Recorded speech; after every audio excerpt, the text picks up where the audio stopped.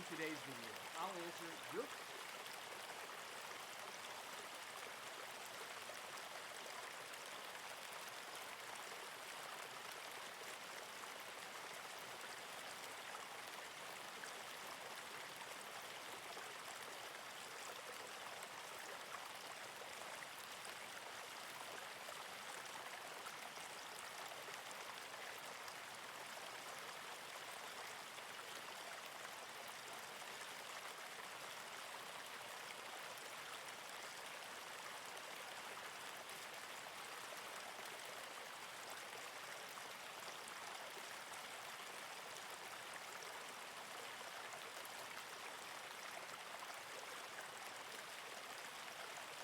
In today's video, I'll answer your question, who was Balaam in the Bible?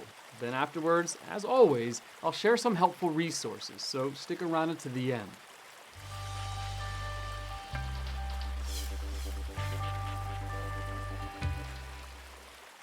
Balaam was a wicked prophet in the Bible, and is noteworthy because, although he was a wicked prophet, he was not a false prophet. That is, Balaam did hear from God, and God did give him some true prophecies to speak. However, Balaam's heart was not right with God, and eventually he showed his true colors by betraying Israel and leading them astray. In Numbers chapters 22 through 24, we find the story about Balaam and the king of Moab, a man called Balaak. King Balaak wanted to weaken the children of Israel who, on their way to Canaan, had moved in on his territory. Balaak sent to Balaam, who lived in Mesopotamia along the Euphrates River, Numbers chapter 22 verse 5, and asked him to curse Israel in exchange for a reward. Balaam was apparently willing to do this, but said he needed God's permission. Verse 8. Balaam, of course, had no power in himself to curse Israel, but if God were willing to curse Israel, Balaam would be rewarded through Balaak. God told Balaam, "You must not put a curse on those people because they are blessed." Verse 12. King Balaak then sent other officials more numerous and more distinguished than the first. Verse 16, promising a handsome reward. This time God said, "Go with them, but do only what I tell you." Verse 20. The next morning, Balaam saddled his donkey and left for Moab, Numbers chapter 22, verse 21. God sent an angel to oppose Balaam on the way. The donkey Balaam was riding could see the angel, but Balaam could not, and when the donkey 3 times moved to avoid the angel, Balaam was angry and beat the animal. Then the Lord opened the donkey's mouth, verse 28, and it rebuked the prophet for the beatings. Then the Lord opened Balaam's eyes, and he saw the angel of the Lord standing in the road with his sword drawn. Verse 31. The angel told Balaam that he certainly would have killed Balaam had not the donkey spared his life. Ironically, a dumb beast had more wisdom than God's prophet. The angel then repeated to Balaam the instruction that he was only to speak what God told him to speak concerning the Hebrews, in verses 33 through 35. In Moab, King Balaak took the prophet Balaam up to a high place called Bamoth Baal and told him to curse the Israelites. Numbers chapter 22, verse 41. Balaam first offered 14 sacrifices on 7 altars and met with the Lord. Numbers chapter 23, verses 1 through 5. He then declared the message God gave him, a blessing on Israel. How can I curse those whom God has not cursed? How can I denounce those whom the Lord has not denounced? Verse 8. King Balaak was upset that Balaam had pronounced a blessing on Israel rather than a curse, but he had him try again, this time from the top of Pisgah, Numbers chapter 23, verse 14. Balaam sacrificed another 14 animals and met with the Lord. When he faced Israel, Balaam again spoke a blessing. "I have received a command to bless. He has blessed, and I cannot change it." Verse 20. King Balaak told Balaam that if he was going to keep blessing Israel, it was better for him to just shut up. Numbers chapter 23, verse 25. But the king decided to try one more time, taking Balaam to the top of Peor, overlooking the wasteland. Verse 28. Again, Balaam offered 14 animals on 7 newly built altars. Verse 29. Then the Spirit of God came on him, and he spoke his message. Numbers chapter 24, verses 2 through 3. The third message was not what the Moabite king wanted to hear. "How beautiful are your tents, Jacob, your dwelling places, Israel." Verse 5. Balaam's 3 prophecies of blessing on Israel infuriated the king of Moab, who told the prophet to go back home with no reward. Now leave at once and go home. I said I would reward you handsomely, but the Lord has kept you from being rewarded. Numbers chapter 24, verse 11. Before he left, Balaam reminded the king that he had said from the very beginning he could only say what God told him to say. Then he gave the king 4 more prophecies, gratis. In the 4th prophecy, Balaam foretold of the Messiah. A star will come out of Jacob. A scepter will rise out of Israel. He will crush the foreheads of Moab, the skulls of all the people of Sheph. Verse 17. Balaam's 7 prophecies were 7 blessings on God's people. It was God's enemies who were cursed. However, later on, Balaam figured out a way to get his reward from Balaak. Balaam advised the Moabites on how to entice the people of Israel with prostitutes and idolatry. He could not curse Israel directly, so he came up with a plan for Israel to bring a curse upon themselves. Balak followed Balaam's advice, and Israel fell into sin, worshiping Baal of Peor and committing fornication with Moabite women. For this, God plagued them, and 24,000 men died. Balaam's name and story became infamous, and he is referred to several times in the New Testament. Peter compares false teachers to Balaam, who loved the wages of wickedness. 2 Peter chapter 2, verse 15. Jude echoes this sentiment, associating Balaam with the selling of one's soul for financial gain. Jude chapter 1, verse 11. Finally, Jesus speaks of Balaam when he warns the church in Pergamum of their sin. There are some among you who hold to the teaching of Balaam, who taught Balak to entice the Israelites to sin so that they ate food sacrificed to idols and committed sexual immorality. Revelation chapter 2, verse 14. Satan's tactics haven't changed all that much. If he can't curse God's people directly, he will try the backdoor approach, and idolatry and sexual immorality are his go-to temptations. Want to learn more? Subscribe so you don't miss the next video. Visit gotquestions.org for more great content, and check out the details section below this video. There you'll find one book I recommend, along with several links to related questions. If you'd like to learn about Bible Munch, or if you're interested in bite-sized devotionals, subscribe to Bible Munch on YouTube. It's linked right here. Now remember, got questions? The Bible has answers. We'll help you find them.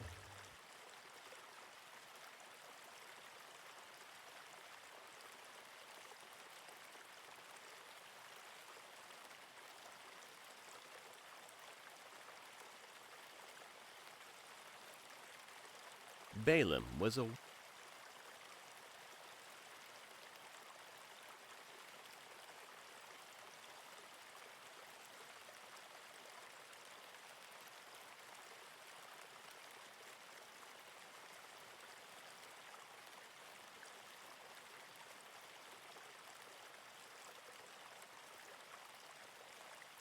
Balaam was a wicked prophet in the Bible, who is notable because while he was wicked, he was not a false prophet. That is, Balaam did hear from God and was given true prophecies to speak. Balaam's heart, however, was not right with God, and he eventually revealed his true colors by betraying Israel and leading them astray. The crisis occurred while the Israelites were in Moab's plains.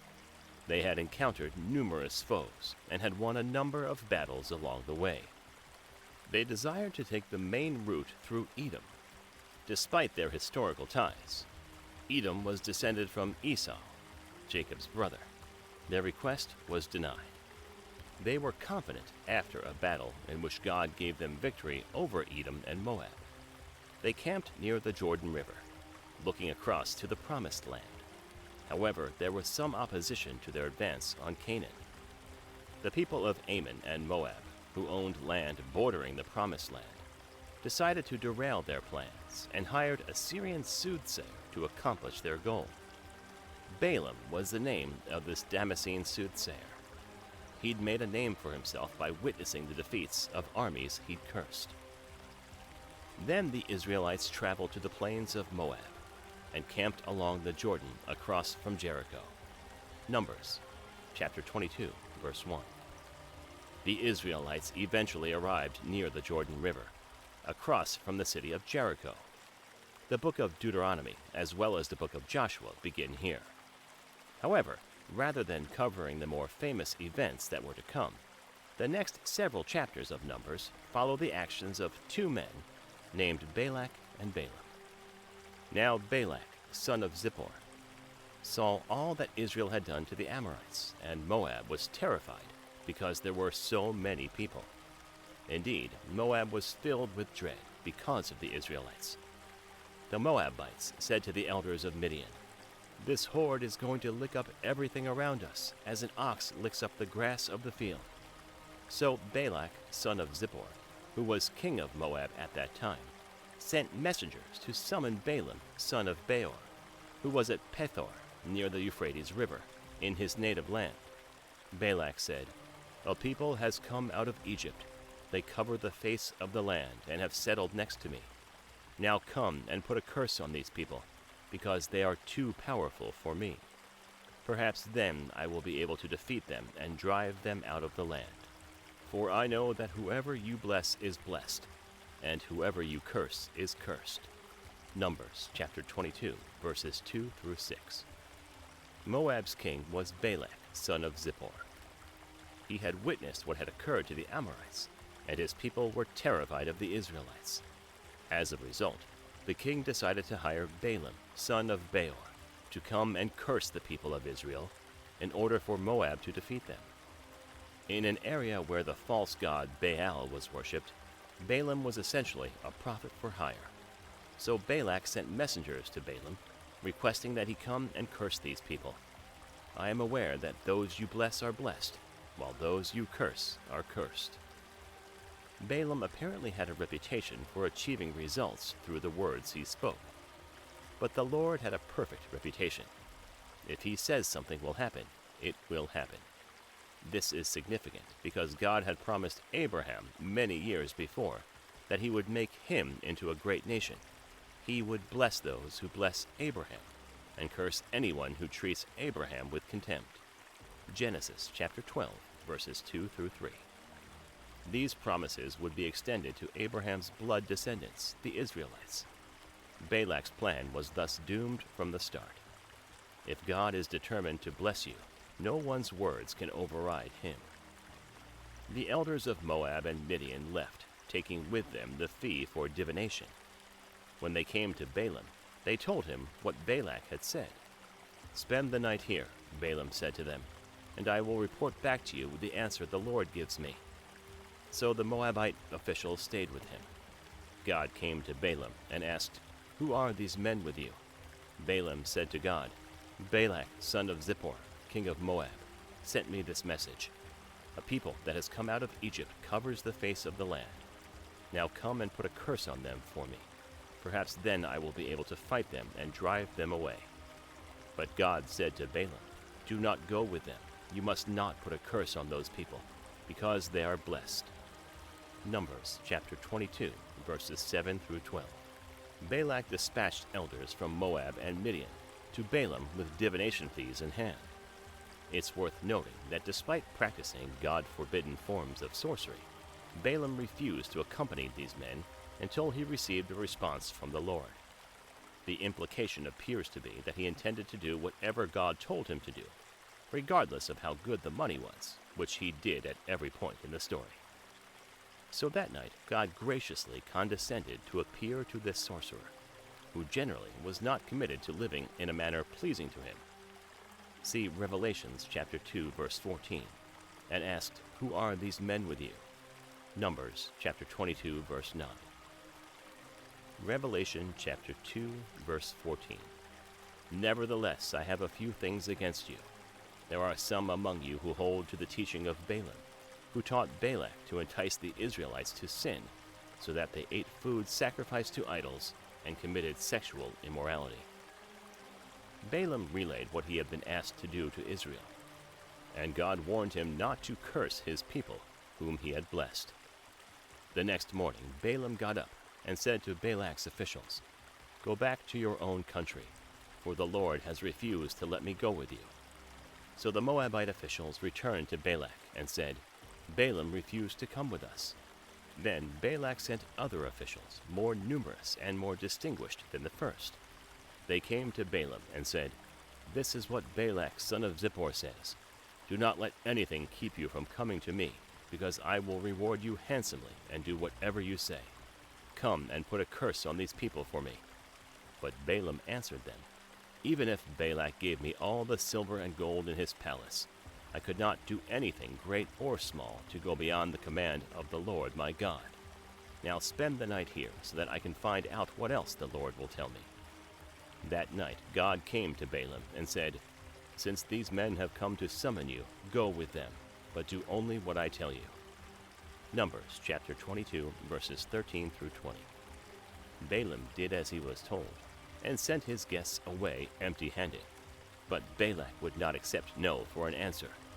He sent officials who were more numerous and higher in rank than the others, promising an even greater reward if Balaam would curse Israel as requested. Balaam's donkey. Balaam got up in the morning, saddled his donkey, and went with the Moabite officials. But God was very angry when he went, and the angel of the Lord stood in the road to oppose him. Balaam was riding his donkey, and his 2 servants were with him. Numbers chapter 22, verses 21 through 22. While Balaam and his donkey were on their way to meet Balak, they encountered God, who was so enraged that Balaam was going to Moab, that he appeared in the road as the angel of the Lord to oppose him. In 2 Peter chapter 2, verse 15, we learn what prompted this unexpected reaction. 2 Peter chapter 2, verse 15, New International Version. They have left the straight way and wandered off to follow the way of Balaam, son of Bezer, who loved the wages of wickedness. It says Balaam loved the wages of wickedness. So, despite his claims to follow the Lord's instructions, which he did when it suited him, it appears that Balaam was a mercenary prophet at heart. Though God had given Balaam permission to accompany the elders of Moab, God knew that the man had no regard for Israel and was willing to curse Israel for the reward, despite God's instructions. When the donkey saw the angel of the Lord standing in the road with a drawn sword in his hand, it turned off the road into a field. Balaam beat it to get it back on the road. Then the angel of the Lord stood in a narrow path through the vineyards with walls on both sides. When the donkey saw the angel of the Lord, it pressed close to the wall, crushing Balaam's foot against it. So he beat the donkey again. Then the angel of the Lord moved on ahead and stood in a narrow place where there was no room to turn, either to the right or to the left. When the donkey saw the angel of the Lord, it lay down under Balaam, and he was angry and beat it with his staff. Then the Lord opened the donkey's mouth, and it said to Balaam, "What have I done to you to make you beat me these 3 times?" Balaam answered the donkey, "You have made a fool of me. If only I had a sword in my hand, I would kill you right now." The donkey said to Balaam, "Am I not your own donkey, which you have always ridden to this day? Have I been in the habit of doing this to you?" "No," he said. Numbers chapter 22, verses 23 through 30. This duplicity within the prophet resulted in the peculiar and amusing scene between an animal with keen spiritual sense and a human being who was spiritually as dumb as a rock. Balaam's donkey was scared off the road when he saw the angel, standing on the path with a drawn sword in his hand. Balaam hit her to return her to the path, eager to get his payday. God unexpectedly and supernaturally opened the donkey's mouth after this situation repeated itself twice. She inquired, "What have I done to you that you have beaten me 3 times?" Don't miss the conversation that follows between a faithful donkey and an unfaithful prophet. Then the Lord opened Balaam's eyes, and he saw the angel of the Lord standing in the road with his sword drawn. So he bowed low and fell face down. The angel of the Lord asked him, "Why have you beaten your donkey these 3 times? I have come here to oppose you because your path is a reckless one before me. The donkey saw me and turned away from me these 3 times. If it had not turned away, I would certainly have killed you by now, but I would have spared it." Balaam said to the angel of the Lord, I have sinned. I did not realize you were standing in the road to oppose me. Now if you are displeased, I will go back." The angel of the Lord said to Balaam, "Go with the men, but speak only what I tell you." So Balaam went with Balak's officials. Numbers chapter 22, verses 31 through 35. Finally, God opened Balaam's eyes to see the angel of the Lord who was blocking his path. As Balaam lay face down in worship, the Lord explained to the prophet that his dumb donkey had saved his life. Balaam, dissatisfied, began to think clearly and offered to turn around and go home. But God had decided to show his glory to the Moabites and Midianites while also blessing his people through Balaam. So he told him to accompany the men, but to say only what God had told him to say. When Balak heard that Balaam was coming, he went out to meet him at the Moabite town on the Arnon border, at the edge of his territory. Balak said to Balaam, "Did I not send you an urgent summons? Why didn't you come to me? Am I really not able to reward you?" "Well, I have come to you now," Balaam replied, "but I can't say whatever I please. I must speak only what God puts in my mouth." Then Balaam went with Balak to Kiriath-Huzzah. Balak sacrificed cattle and sheep, and gave some to Balaam and the officials who were with him. The next morning Balak took Balaam up to Bamoth Baal, and from there he could see the outskirts of the Israelite camp. Numbers chapter 22, verses 36 through 41. Balak had been waiting for Balaam for quite some time. He was trembling in his sandals at the sight of the Israelite horde camped in the desert on the outskirts of his homeland, ready to devour his culture like a swarm of locusts on a barley crop. As a result, he was a little tense when Balaam finally arrived. Balaam, on the other hand, was unfazed by Balak's irritation. He even forewarned him that he would only say what God put in his mouth. Balak ignored this, offered a sacrifice to his false god Baal, and rushed Balaam to a location known as Bamoth Baal, or the high places of Baal.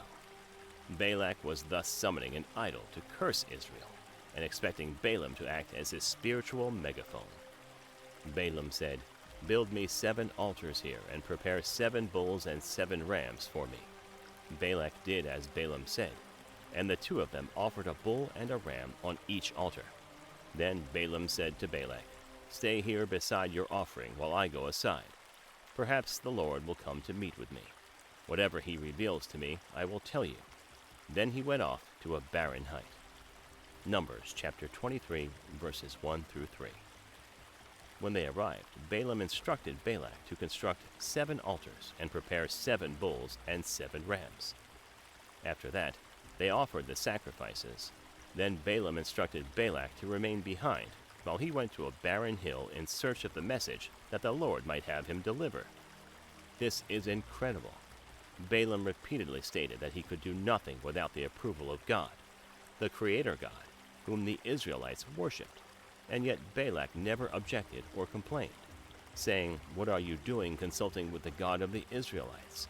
They are the adversaries I am paying you to curse." Clearly, he didn't believe the Lord's word on the matter. Clearly, he put little stock in the Lord's say in the matter.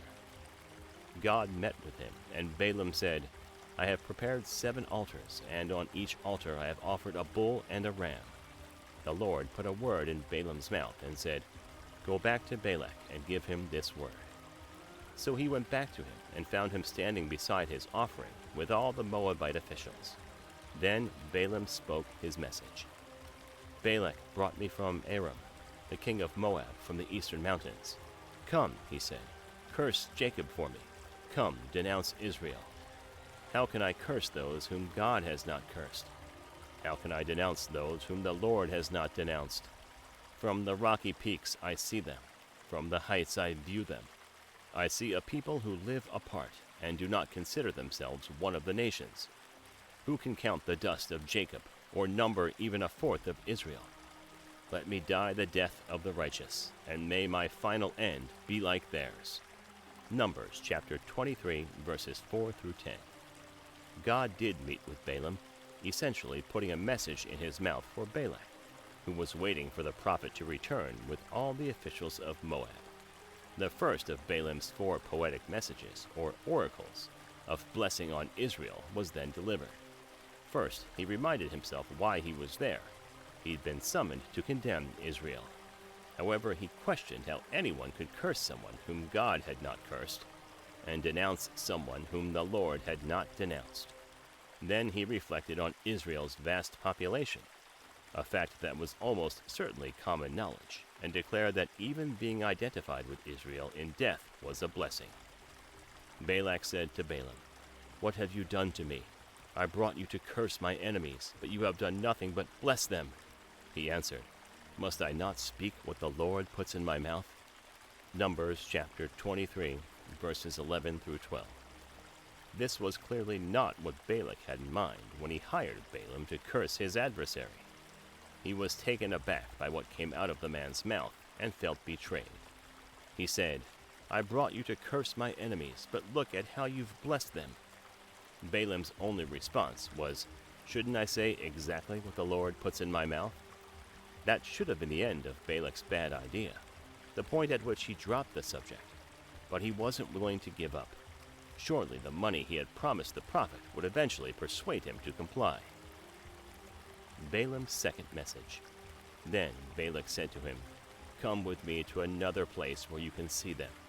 You will not see them all, but only the outskirts of their camp, and from there curse them for me."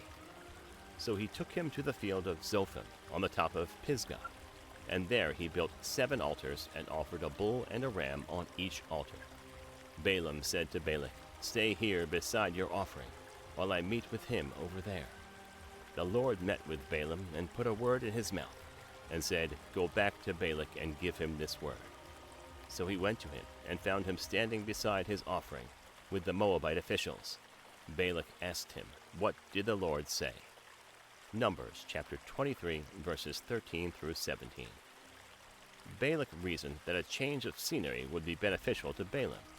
So the Moabite king took the sorcerer to Lookout Field, on the top of Mount Pisgah, where Balak built 7 altars and sacrificed a bull and a ram on each in the hopes of convincing his God to curse Israel. Balaam went off on his own once more to seek the Lord, who placed a message in his mouth. Surprisingly, when the prophet returned, Balak even inquired, "What did the Lord say?" He evidently hoped that the God of the Israelites would finally decide to curse his own people. Then he spoke his message. "Arise, Balak, and listen. Hear me, son of Zippor. God is not human, that he should lie, not a human being, that he should change his mind. Does he speak and then not act? Does he promise and not fulfill? I have received a command to bless. He has blessed, and I cannot change it." Numbers chapter 23, verses 18 through 20. Balaam responded with another poetic blessing for Israel, beginning with a personalized call that should have made the king take a breather. "Balak, get up and listen. Son of Zippor, pay attention to what I say."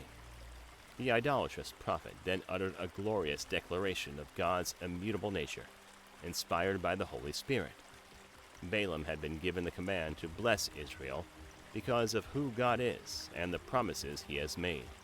In other words, since God had decreed blessing for his people, Balaam had no recourse. He explained he couldn't change it. No misfortune is seen in Jacob, no misery observed in Israel. The Lord their God is with them. The shout of the king is among them. Verse 22. God brought them out of Egypt. They have the strength of a wild ox. Verse 23. There was no divination against Jacob, no evil omens against Israel. It will now be said of Jacob and of Israel, "See what God has done." Verse 24. The people rise like a lioness. They rouse themselves like a lion. That does not rest till it devours its prey and drinks the blood of its victims. Verse 25. Then Balak said to Balaam, "Neither curse them at all, nor bless them at all." Verse 26. Balaam answered, "Did I not tell you I must do whatever the Lord says?" Numbers chapter 23, verses 21 through 26. Balaam went on to say that since God brought Israel out of Egypt, the nation had the strength of a wild ox. She was a force against which no magic curse or divination like the kind of tricks Balak was trying to employ could work against her. chapter 23, verses 22 through 23. When Balaam had finished this speech, Balak basically said to him, "Look, if you can't say something bad about Israel, don't say anything at all." Chapter 23, verse 25. But in this matter, Balaam was working for a higher king. Chapter 23, verse 26. Balaam's third message. Verse 27. Then Balak said to Balaam, "Come, let me take you to another place. Perhaps it will please God to let you curse them for me from there." Verse 28. And Balak took Balaam to the top of Peor, overlooking the wasteland. Verse 29.